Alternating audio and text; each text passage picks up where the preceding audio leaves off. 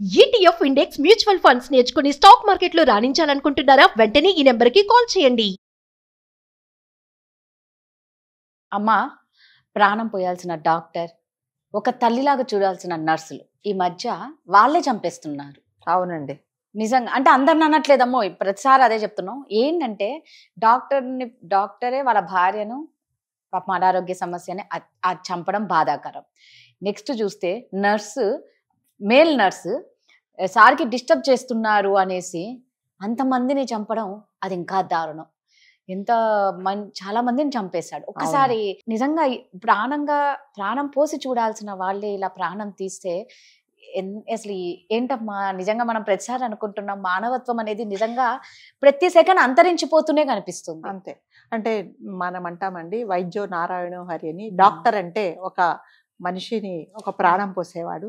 So మనం ఒక doctor అనగానే అతన్ని ఒక భగవంతుడిలాగా చూస్తాం, దండం పెడతాము. పెట్టి అంటే మనల్ని రక్షిస్తాడని, పోయే ప్రాణాన్ని నిలబెడతాడని. ఏ అనారోగ్య సమస్యలు ఉన్నా మనం ఒక హాస్పిటల్కి వెళ్తే ఏ హోప్తో వెళ్తామంటే బయటికి బాగా వస్తాం, బాగా వస్తాము. ఒక డాక్టర్ దగ్గరికి వెళ్తే మన అనారోగ్య సమస్యలని నయమైపోతాయని డాక్టర్ అనగానే నేనైతే డాక్టర్ వృద్ధికి చాలా గౌరవం ఇస్తాను. కొంతమంది చూస్తే మనకే నమ్మకం వస్తుంది, మన ప్రాణాలతో ఉంటామనేసి ఉంటది. అలాంటి డాక్టర్లు కూడా ఉన్నారు. డాక్టర్ అవ్వడం అనేది చాలా కష్టంతో కూడుకున్న పని అండి. అది మామూలు చదువులాగా కాదు. ఒక డాక్టర్ అవ్వాలి అంటే వాళ్ళు 24 గంటల్లో దాదాపు 22 గంటలు వాళ్ళు చదువుకుంటారు, ఎంతో కష్టపడతారు. అంటే వాళ్ళు మామూలు లైఫ్ కూడా వదిలేస్తారు కొన్ని రోజులు. అంటే చదువు మీదనే వాళ్ళు కాన్సన్ట్రేట్ చేసి ఒక డాక్టర్ అవ్వడానికి చాలా కష్టపడాల్సి వస్తుంది. చాలా తెలివితేటలు ఉంటేనే డాక్టర్ అవుతారని నేనైతే నమ్ముతాను. ఒక డాక్టర్ అవ్వడానికి వాళ్ళు జీవితకాలంలో ఎన్నో సాక్రిఫైస్ చేయాల్సి వస్తుంది. సో అదే ఉద్దేశంతో బెంగళూరులో కూడా ఇద్దరు అంటే పేరెంట్స్ ఏం చేశారంటే, డాక్టర్ అయితే ఒకరినొకరు అర్థం చేసుకుంటారనేసి కృతికా రెడ్డి, మహేందర్ రెడ్డి అని ఇద్దరు డాక్టర్స్ వాళ్ళు బెంగళూరులో ఉంటారు. వాళ్ళిద్దరికి పెళ్లి చేశారు. పెళ్లి చేసినప్పుడు ఇంకా మీకు తెలుసు కదా, ఎవరికి తాహతుకు మించి పెళ్లి చేశారు. చాలా రంగరంగ వైభవంగా చేశారు. సో ఇద్దరు డాక్టర్స్ కాబట్టి అన్యాయంగా కాపురం చేసుకుంటారన్న ఆశతో తల్లిదండ్రులు అటువైపు వాళ్ళు ఇటువైపు ఉన్నారు. కానీ ఇతనికి వన్ సైడ్ ఆఫ్ ద కాయినే తెలుసు, ఇతను ఇంకొక లాంటి బిహేవియర్ అని కొన్ని రోజుల తర్వాత తెలిసింది. ఆ తర్వాత ఈ అమ్మాయికి ఏంటంటే కొంచెం అనారోగ్య సమస్యలు, అదే పెద్ద క్రానిక్ డిసీజెస్ కాదు. అమ్మాయికి కొంచెం ఏదో థైరాయిడ్ ఒకటి, షుగర్ లెవెల్స్ కొంచెం హైలో ఉన్నాయి. సో దానివల్ల కొంచెం అప్పుడప్పుడు తను ఫ్రీక్వెంట్గా తనకు అనారోగ్య సమస్యలు వచ్చేది. సో అతను అనుకున్నాడు తగ్గిపోతుందేమో అని కూడా అతను కూడా చూసుకున్నాడు. డాక్టర్ కదా, వాళ్ళే ట్రీట్మెంట్ ఇచ్చుకున్నారు. కొన్ని రోజుల తర్వాత అమ్మాయికి ఏంటంటే ఎక్కువైపోయింది, థైరాయిడ్ ఎక్కువైపోయింది, ప్లస్ షుగర్ కూడా ఎక్కువైపోయింది. సో ఇంకా అతను ఏం చేశాడంటే, ఈమె ఇంకా బాగుపడట్లేదు. అలాంటప్పుడు జనరల్గా ఒక డాక్టర్ ఏం చేస్తారంటే, సరే నేను ఇచ్చే ట్రీట్మెంట్ పనిచేయట్లేదు అని ఒక పెద్ద హాస్పిటల్ తీసుకెళ్ళడము, 10 మంది సలహాలు తీసుకోవడము. ఈ అమ్మాయి ఎలా రికవర్ అవుతుంది, మామూలుగా అంటే వాళ్ళకి తెలుసు ఒక డాక్టర్గా షుగర్ అంటే చాలా అంటే ట్రీట్మెంట్ తీసుకుంటే తగ్గిపోతుంది, దానికి మందులు వాడాల్సి వస్తుంది. అట్లా థైరాయిడ్ కూడా మందులు ఉన్నాయి. ఇది పెద్ద సమస్య కాదు. పెద్ద డిసీజెస్ వచ్చిన వాళ్ళే ట్రీట్మెంట్ తీసుకొని బాగుపడుతున్నారు. సో ఇది పెద్ద సమస్య కాదు అని అనుకోలేదు అతను. ఏం చేశారంటే, 2 రోజులు ఆ అమ్మాయి ఇంట్లో కంటిన్యూస్గా లేవలేకపోయింది, ఎక్కువైపోయి. ఏం చేశారంటే, జనరల్గా ఈ అనస్థేషియా ఇస్తారు. ఎవరిస్తారంటే, ఎవరికైనా ఒక పేషెంట్కి సర్జరీ జరుగుతుంటే ఎంత మోతాదులో ఇవ్వాలి, ఎంత మోతాదులో ఇస్తే ఒక అనస్థేషియన్ డ్యూటీ నాకు తెలిసినంత మటుకు ఒక అనస్థేషియా ఇచ్చినప్పుడు ఆ అనస్థేషియన్ అక్కడ ఆ పేషెంట్ దగ్గరే ఉండి మళ్ళీ స్పృహ వచ్చి మామూలుగా మాట్లాడేదాకా అనస్థేషియన్ పేషెంట్ దగ్గరే ఉంటారు. ఒకసారి మాట్లాడిచ్చి అప్పుడు అతను వెళ్ళిపోవడం అతని డ్యూటీ. ఇతను ఏం చేశాడంటే, ఈ అమ్మాయి ఇంకా బాగుపడదు అనేసి అనస్థేషియా ఇవ్వడం మొదలు పెట్టాడు. డోస్ మంచి అంటే ఇచ్చేదానికంటే కూడా జనరల్ అనస్థేషియా పేషెంట్ ఎవరికి సర్జరీ చేసే పేషెంట్స్కి ఇస్తారు. ఇతను మత్తు మంది ఇచ్చాడు ఆ అమ్మాయికి. ఇచ్చేసి ఒక రోజు ఇచ్చాడు, ఇంకా చాలా ఎక్కువై పడిపోయింది. 2వ రోజు కూడా ఇచ్చాడు. ఆ డోస్ ఎక్కువైపోయి చనిపోయింది ఆ అమ్మాయి. చనిపోయిన తర్వాత ఏం చేశాడంటే, హాస్పిటల్కి తీసుకెళ్ళాడు. హాస్పిటల్కి తీసుకెళ్ళినప్పుడు వాళ్ళు చెప్పారు, లేదు ఇప్పటికే చనిపోయింది, ఈ అమ్మాయి చనిపోయింది అన్నారు. అందరికీ చెప్పేశారు వాళ్ళ పేరెంట్స్కి. చెప్పేసిన తర్వాత వాళ్ళ చెల్లి కూడా డాక్టరే, ఈ అమ్మాయి చనిపోయిన అమ్మాయి. ఆ అమ్మాయికి డౌట్ వచ్చి ఏం చేస్తుందంటే, కంపల్సరీగా పోస్ట్ మార్టం చేయించాలని చెప్పింది. పోస్ట్ మార్టంలో తెలిసింది ఏంటంటే, మోతాదుకు మించి ఇతను అనస్థేషియా ఇచ్చాడు కాబట్టి ఈమె చనిపోయింది అని చెప్పారు. అంటే అసలు జరిగింది ఏంటంటే, ఇంకా డాక్టర్లు అంటే డాక్టర్ వృత్తి మీద ఏ డాక్టర్లను నమ్మాలి, ఏ డాక్టర్లను నమ్మకూడదు అనేది అయితే నిజంగా మనకు ఒక క్వశ్చన్ అయితే ఉంటది. సో ఎందుకు చంపేశావు, ఎందుకు చంపాడు అని అంటే ఇతని ఫోన్ చెక్ చేసినప్పుడు ఇతనికి ఆల్రెడీ దాదాపు ఒక 10 నుంచి 15 మంది దాకా గర్ల్ ఫ్రెండ్స్ ఉన్నారు. సో వాళ్ళల్లో ఎవరినన్నా పెళ్లి చేసుకుందాము అని ఇతని ఆలోచన.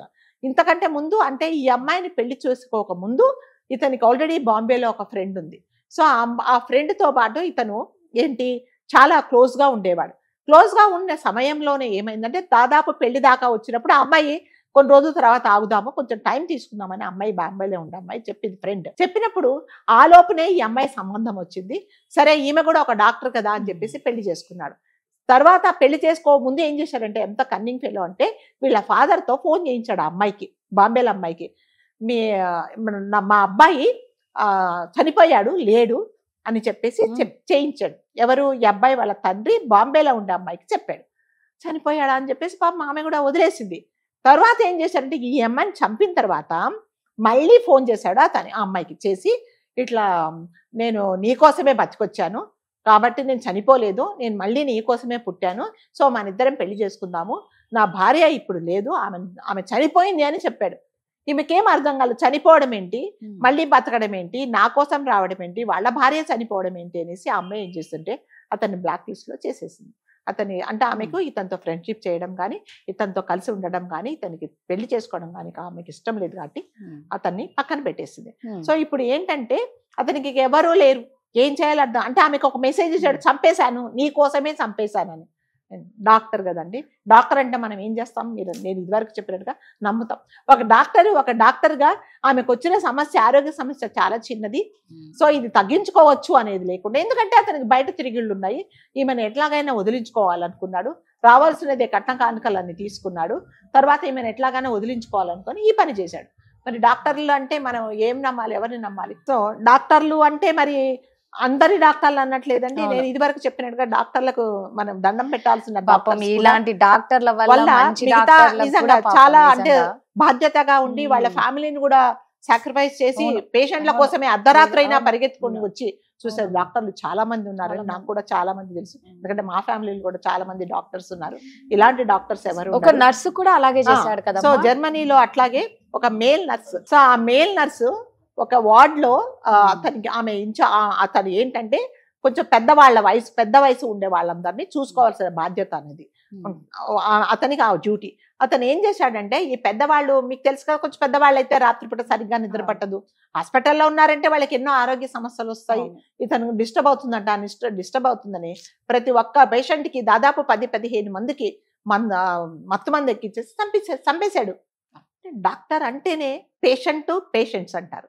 పేషెంట్ తో ఉన్నప్పుడు మీరు చాలా పేషెన్స్ గా ఉండాలి. అంటే ఒక రోగితో మాట్లాడుతున్నప్పుడు డాక్టరుకి చాలా ఓర్పు ఉండాలి, చాలా దయా హృదయంతో ఉండాలి. అలాంటిది నీకు ఆ పేషెన్సే లేదు. నిన్ను ఒక 10 మంది పేషెంట్లను నీకు అప్పగించి వీళ్ళ బాధ్యత నీదే, నువ్వు చూసుకో అన్నప్పుడు వాళ్ళు దగ్గుతున్నారు, వాళ్ళు తుమ్ముతున్నారు, నాకు నిద్ర రావటం లేదని వాళ్ళు చంపడం అంటే మరి వైద్య వృత్తికే ఇవన్నీ కళంకాలు కదండి. కాబట్టి ఎవరైనా సరే ఒక పేషెంట్ దగ్గర, ఒక డాక్టర్ దగ్గరికి ఒక పేషెంట్ వచ్చాడంటే మిమ్మల్ని నమ్ముకొని వస్తాడు కాబట్టి మీకు కంపల్సరీగా ఉండాలి. ఎందుకంటే వాళ్ళు డాక్టర్ పట్టా పుచ్చుకునేటప్పుడే వాళ్ళకు ఒక ప్రామిస్ చేయిస్తారండి, నేను పేషెంట్ల దగ్గర దేవుడితో సమానంగా ఉంటాను, నేను చాలా దయా హృదయంతో ఉంటాను, ఆ పేషెంట్లను నేను చాలా కైండ్ గా చూస్తాను, వాళ్ళ బాధలు నేను అర్థం చేసుకుంటాను, చాలా ఓపిక్గా ఉంటానని వాళ్ళకు ఒక ఓత్ ఆఫ్ ఇది చెప్తారనమాట. అవన్నీ మర్చిపోయి ఒక డాక్టర్ని చంపడం ఏంటి, 10 మంది పేషెంట్లను చంపడం ఏంటి అనేది, ఒక నర్స్ చంపడం ఏంటి చూడండి. అంటే డాక్టర్లు కూడా ఇలా అయిపోతున్నారు. మరి ఇప్పుడు ఇతను నిజంగా తనకు అట్లాంటి సంబంధాలు ఉంటే ఆమెను వేరే వాళ్ళని పెళ్లి చేసుకోవాలంటే ఆమెను చంపడం ఎందుకు, వదిలేయచ్చు కదా. తన బతుకు తను బతుకుతుంది, చంపేసని ఎవరిని చంపే అధికారం అయితే లేవు కదని ఒక డాక్టర్ గా నీకు ఇంకా చాలా బాధ్యతగా ఉండాలి కదా. నువ్వు వాళ్ళ అమ్మ నాన్నకు చెప్పి, అమ్మ ఇదిగో మీ అమ్మాయికి ఇలాంటి ఆరోగ్య సమస్యలు ఉన్నాయి కాబట్టి నేను ఆమెతో ఉండదలుచుకోలేదు, నేను ఆమెను వదిలేస్తున్నానని చెప్పినా కూడా తన ప్రాణం నిలబడేది కదండి. భర్త భార్య భర్తను నమ్మి కదా ఒక చోట ఒక రూఫ్ లో ఉంటారు, ఒక రూఫ్ కింద ఎందుకుంటారు, ఇద్దరు ఒకరి మీద ఒకరం, ఎవరిని చంపుతారో నమ్మకాలు లేనప్పుడు భార్యాభర్తలు కూడా కలిసి ఉండాలంటే కూడా భయపడాల్సిన పరిస్థితి ఇప్పుడు వస్తున్నది. కాబట్టి సో ఇది ఏమాత్రం డాక్టర్ వృత్తికే ఇది కళంకం అండి. నిజంగా. సో నిజంగా అతనికి కంపల్సరీగా ఎటువంటి ఇన్ఫ్లుయెన్స్ లేకుండా తగిన శిక్ష పడాలనే మనం కోరుకుందాం. Thank you.